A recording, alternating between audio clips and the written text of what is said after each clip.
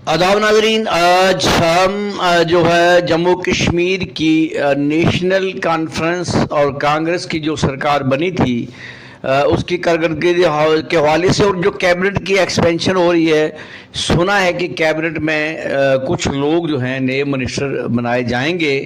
पहले ही लोग दुखी हैं। जो पहले कैबिनेट बनी है कश्मीर की, तो मैं बात नहीं करता वहाँ क्या हो रहा है क्या नहीं हो रहा है, लेकिन खित्ता पेर पंचाल की हम बात करें तो जम्मू के अखनूर के सतीश शर्मा जी हैं, वो काम करने की कोशिश करते हैं, बेचारे बहुत काम भी करते हैं, ऑनेस्ट भी हैं, क्लीन इमेज हैं। लेकिन वो उनका बार बार ये रोते हैं कि जो बाहर से आईएएस या आई जो भी आईपीएस आए हैं वो जो है वो ना दफ्तरों में बैठते हैं और ना ही वो आवाम के काम करने में इंटरेस्टेड हैं और ना ही यहाँ वो इस गवर्नमेंट को मानते हैं। काम काज होंगे कैसे, यही तो पॉलिसी भी है मरकज़ की कि ये जो सरकार बनी है ये कठपुतली बनी रहे और काम काज ना हो। बात करते हैं हम खित्ता पीर पंचाल की। यहाँ से जावेद राणा साहब बने हैं, वो अपना सिर्फ महेंद्र की कुर्सी को ही अपनी सीट को मजबूत कर रहे हैं। हाँ, बाहर आते हैं, हार शार डलवाते हैं, कुछ लोग उनके हार डालते हैं डलवाते हैं, या कुछ लोग इधर भी जो पार्टी के लोग हैं यहाँ लोगों को लूट रहे हैं, लोगों को से कहीं ट्रांसफ़र करानी हो, कहीं इधर कराना उधर कराना, लोगों से पैसे वैसे लेके इनके लोग जो हैं वो करते हैं। बाकी आवाम जो है, आवाम को कोई फ़ायदा नहीं हो रहा है। खास कर मैं बात करूं फॉरेस्ट की, तो फॉरेस्ट की बुरी हालत है। महकमा जंगलात को बचाने वाली कौन सी बात है, जंगलात तो ख़त्म ही हो रहे हैं। और पीएचई की बात करें तो पीएचई की इतनी बुरी हालत है, इतनी बुरी हालत है। महकमा आपाशी जिसको ये कहते हैं, ये उस डिपार्टमेंट की बात करें तो करोड़ों अरबों के स्कैम पहले भी आए।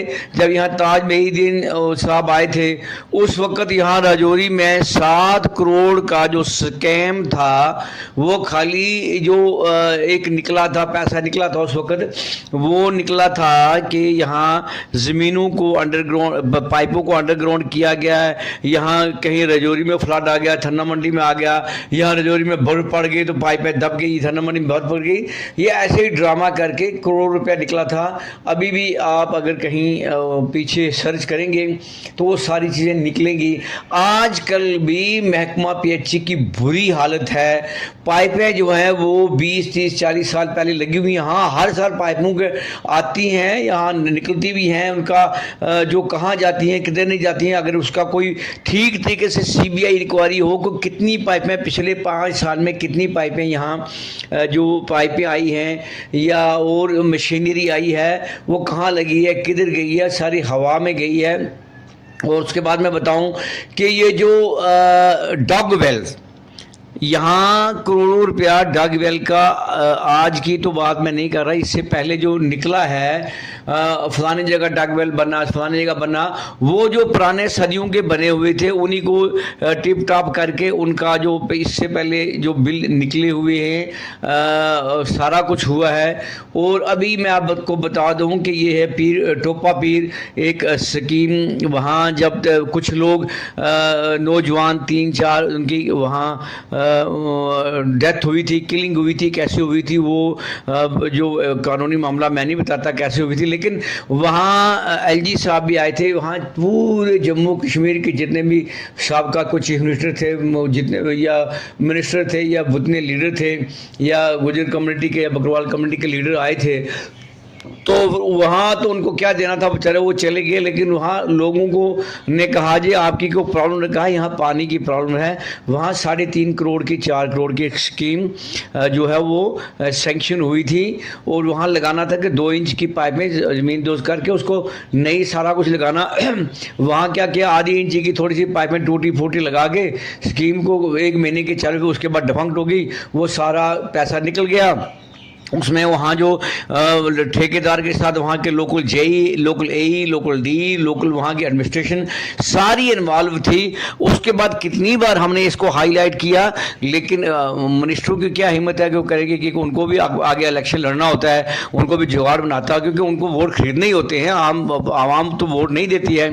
तो ये हालत है जो हमारे राणा साहब की, उनकी। अगर सुरेंद्र चौधरी साहब की आप बात करें तो उनका भी सारा दायरा जो है वो फोकस जो है वो निशारा पर ही है, वो सारा उधर ही घूमते घामते हैं। सारा बाकी जो उधर की भी वो हमारे डिस्ट्रिक्ट, ओवरऑल डिस्ट्रिक्ट को या पूरे डिस्ट्रिक्ट को कोई फ़ायदा उनसे नहीं हो रहा है।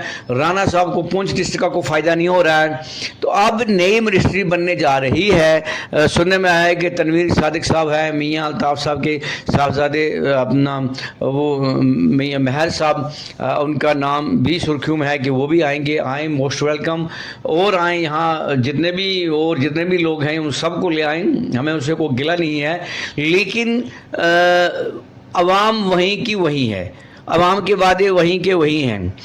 किन मुद्दों पर इलेक्शन जीता गया था मैं आपको बताऊं।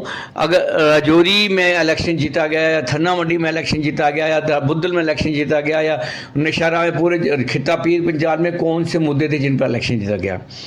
कहाँ है? उस वक्त बड़ी बड़ी रैलियाँ निकलती, कुछ लोग निकालते थे हम 370 के लिए लड़ेंगे, हम ये स्टेटहुड के लिए लड़ेंगे, स्टेटहुड के बैनर निकलते थे, हम आपको इतने सिलेंडर मुफ्त देंगे, हम आपको ये करेंगे। सारा बकवासनामा।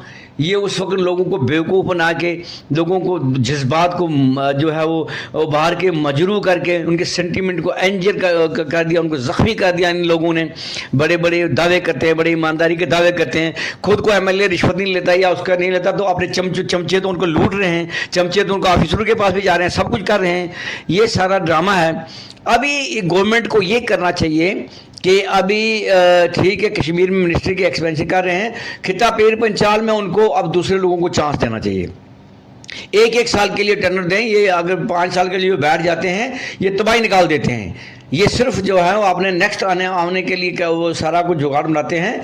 अब सरकार को अगर वाकई अवाम से हमदर्दी है, अवाम के काम करना चाहते हैं, ठीक है, 1 साल 1.5 साल गुजर गया इनको जो मिनिस्टर बने हैं, अभी 2 साल के बाद 2 साल अगर ये रहती है सरकार, 2 साल के लिए दूसरे लोगों को चांस दे दें।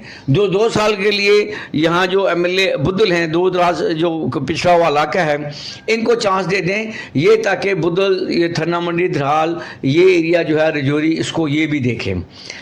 पुंछ में जो है वो 2 साल के लिए वहाँ जो हेड क्वार्टर के एमएलए जान साहब हैं, या उनके और कोई अगर कोई एमएलए है वहाँ, अकरम साहब हैं जो सुनकोट के, या कोई और एमएलए है जिनको करना चाहे, लेकिन थोड़ी शफलिंग होनी चाहिए। ये 5 साल के लिए बना देना या 4 साल के लिए बना देना, ये सिर्फ अपनी ही सीटें मजबूत करते हैं, अपने ही दाएं बाएं घूमते हैं, इसके अलावा इनका ज़्यादा कुछ होता नहीं है। इसलिए सरकार को होश के नाखन लेने चाहिए।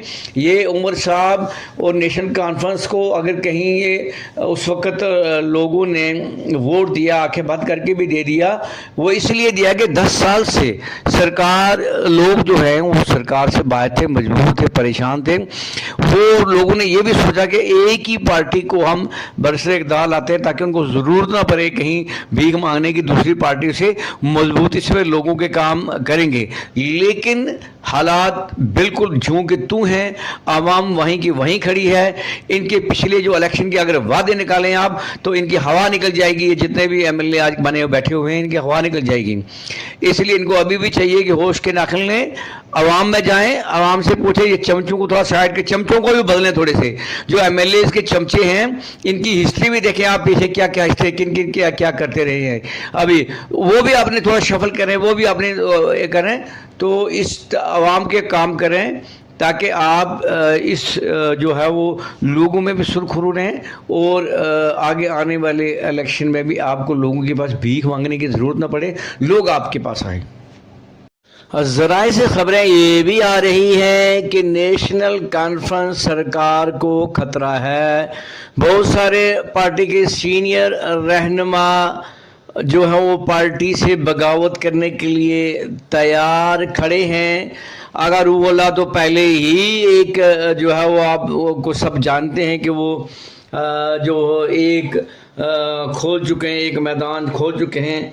वो तो पहले ही जो नुक्ताचीनी करते आ रहे हैं, जब से वो बने हैं पार्टी से, नुक्ताचीनी पार्टी से उनके इख्तलाफात बढ़ रहे हैं।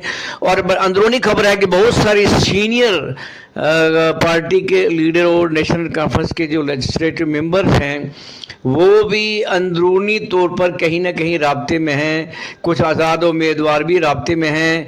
और ये लग नहीं रहा कि 5 साल तो दूर की बात है कि 2 साल भी हुकूमत जो है वो ये चल सके। बीजेपी ही भी अंदर से काफ़ी जो पोजीशन उनकी मुस्तहकम हो रही है, बहुत सारे लोग उनके राब्ते में हैं। या कोई तीसरा महाज भी खड़ा हो सकता है जम्मू कश्मीर में, कोई तीसरा महाज, तीसरी पार्टी जो है वो खड़ी हो सकती है, जिसमें नेशनल कॉन्फ्रेंस के नाज एमएलए, कांग्रेस और पीडीपी के पास तो थोड़े थोड़े हैं, वो कहाँ जाएंगे बेचारे।